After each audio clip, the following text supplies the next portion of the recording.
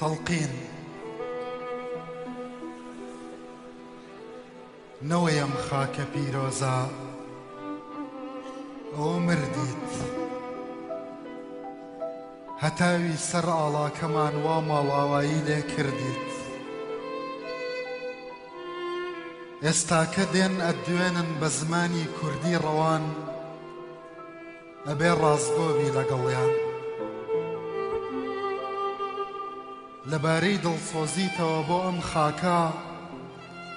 ئەگەر هەرچیان لێ پرسیت وەرە دەنگ و لە گۆڕی تاریک نەترسیت یەکەم پرسیار لێتە پرسن خیانەتت لە خوێنی شەهید کردووە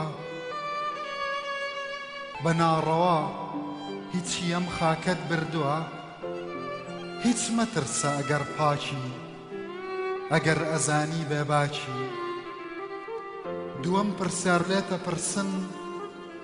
هەرگیز مناڵی شەهیدە بە مناڵی خۆت زانیوە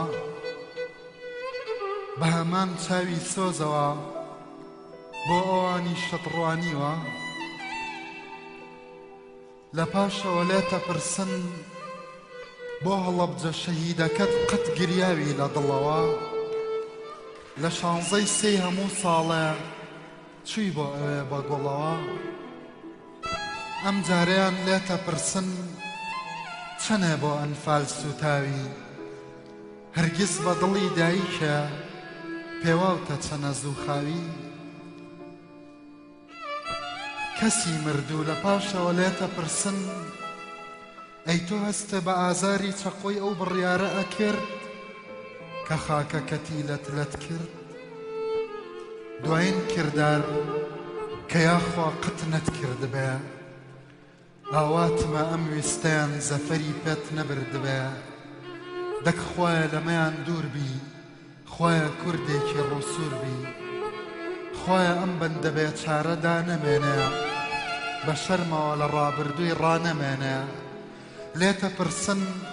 بۆ خاپوورکردنی خاکە هەرگیز پێش دژمنێ کەوتووی داوەدا نابێ بۆ گەلێ